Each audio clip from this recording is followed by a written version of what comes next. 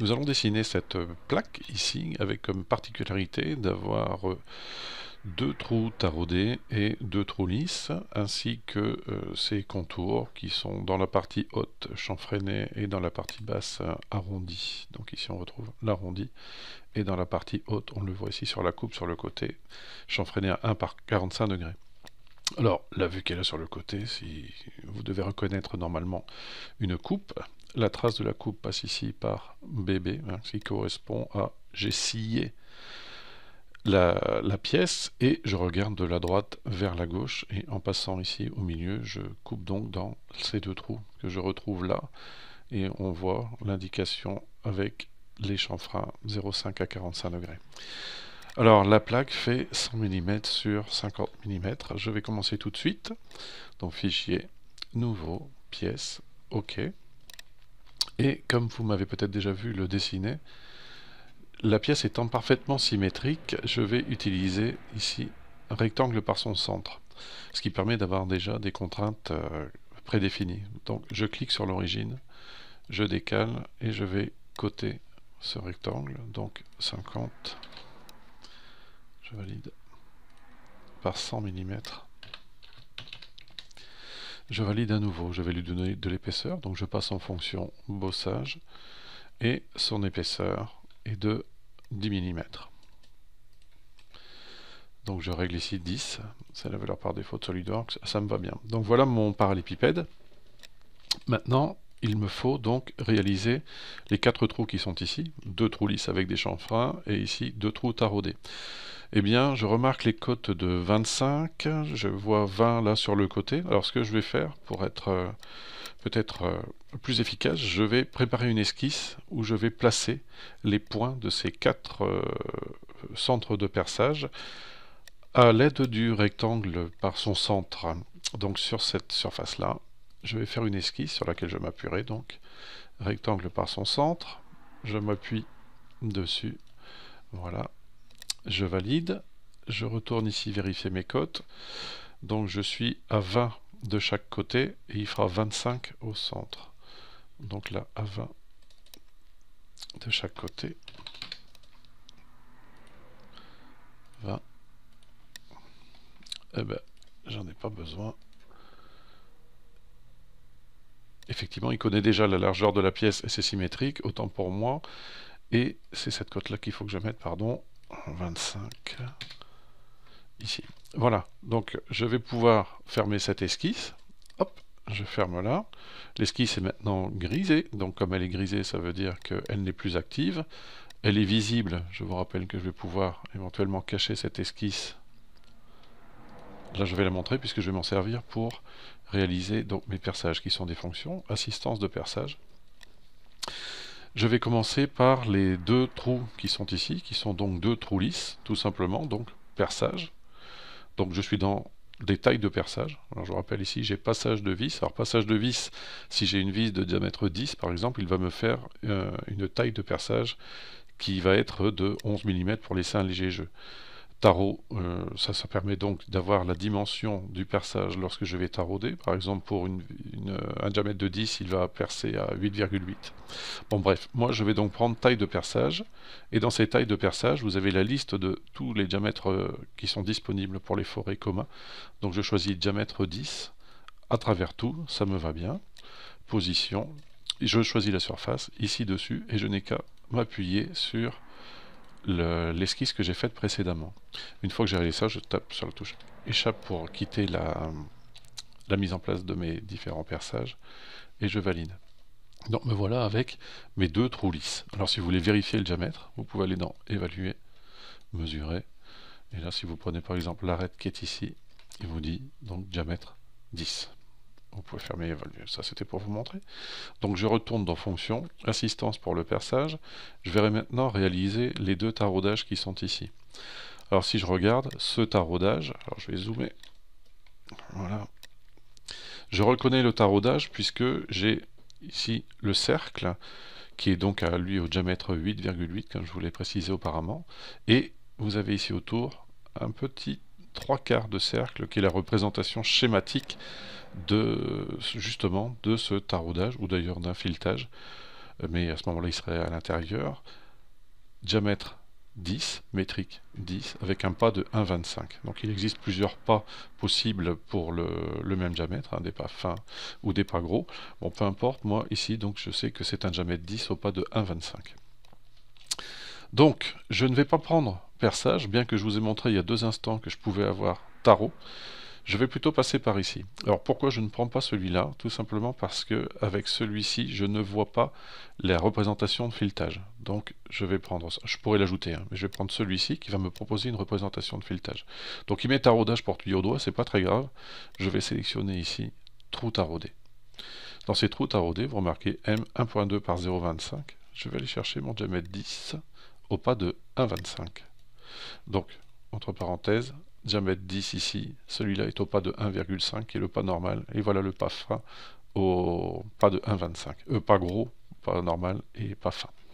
Donc moi M10 au pas de 1,25 à travers tout, et comme je vous disais il y a quelques instants, dans cette partie-là, contrairement à celle-ci, je retrouve la possibilité de représenter le filetage. Ici, il ne me représenterait que le diamètre du trou taraudé, ce qui correspond au cas précédent que je ne veux pas utiliser. Donc je clique bien sur celui-là et je vais lui mettre que je veux cette représentation. Je passe en position, il me dit sur quelle surface, je clique et je dépose ces 2 trous taraudés. Je tape sur la touche échappe, vous remarquerez que ces trous sont légèrement plus petits que celui-ci, puisque ça c'est la représentation du trou du perçage, le filet étant dans la matière donnera un trou de 10. Je valide, voilà. À partir de maintenant, je me retrouve avec 2 trous taraudés et ici avec 2 trous lisses. Alors je vais cacher mon esquisse, donc soit bouton droit caché, ou alors je viens ici dans le volet des représentations pour cacher cette esquisse. Alors maintenant, 2 choses. Lorsque je suis ici en perspective, vous remarquerez que c'est un cercle ici qui est complet, mais regardez bien, si je me mets perpendiculairement, j'obtiens cette représentation normalisée du 3/4 de cercle. Et d'ailleurs, si je passe ma souris ici, il me met bien qu'il y ait une représentation du filetage. Bon, je clique sur la molette et je viens réorienter ma vue. Alors si on regarde sur l'exercice qui est ici, on se rend compte qu'il y a une représentation. Alors attention, hein, le filet n'est pas creusé, c'est juste une représentation de ce filetage, une forme de texture si vous voulez. Alors cette texture n'apparaît pas, tout simplement parce qu'il faut aller dans les propriétés du document, la petite roue qui est là, option, et vous allez dans les propriétés du document, et vous allez dans habillage, et dans habillage, vous avez représentation des filetages ombrés qu'il faut activer. Et cette fois-ci, vous voyez, vous avez la représentation de ce filetage qui est là. Alors le trou est toujours lisse, mais il y a une texture qui est appliquée dessus de manière à bien expliciter le fait que c'est un trou taraudé. Alors évidemment, ça surcharge un tout petit peu l'image, mais comme la pièce est simple ici, ça n'est pas bien grave. Donc, il me reste à faire ici les chanfreins sur ces trous lisses. Alors les chanfreins, je les vois là, donc 0,5 en haut, 0,5 en bas. Je repasse ici. Alors chanfrein dans congé, chanfrein. Je viens prendre le cylindre complet, ce qui lui permet de repérer l'arête du haut et l'arête du bas, ou alors je clique sur l'arête qui est ici et sur l'arête qui est en dessous. Vous voyez, ça revient exactement au même. Et c'est un chanfrein de 0,5 à 45 degrés. Je valide. Voilà, les chanfreins sont faits pour cette partie-là. Sur le dessus de la pièce, je vois que c'est chanfreiné avec un chanfrein 1 à 45 degrés. Et retenons que dans la partie basse, il y a un rayon de 1. Donc sur le dessus de la pièce, chanfrein. Je clique ici sur les 4 arêtes. Et je me retrouve, il faut que je règle à 1. Voilà, je valide. Je vais sur la partie basse de la pièce. Voilà. Alors surtout ne cliquez pas sur la surface pour le réaliser, cet arrondi, parce que vous voyez qu'en cliquant sur la surface, il prend aussi les arêtes qui sont et les arêtes qui sont là. Donc il voudra les arrondir aussi. Donc congé.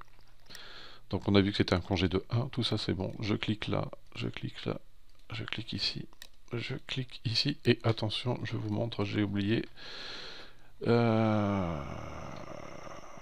les arrondis. Là, dans les coins, on voit que ça a été arrondi aussi.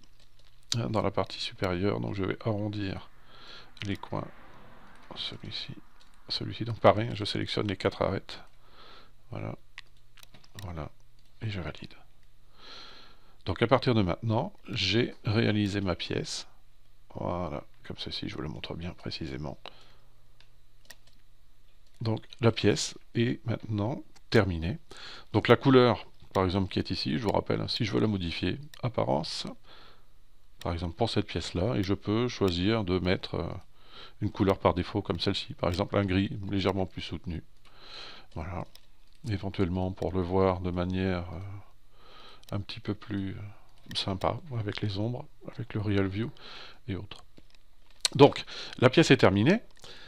Deuxième chose qu'il faut faire, je vais en profiter pour le faire de suite, c'est faire une deuxième configuration. Alors je vais l'enregistrer, hein, ça je vous avoue c'est pas bien, j'aurais dû l'enregistrer dès le départ.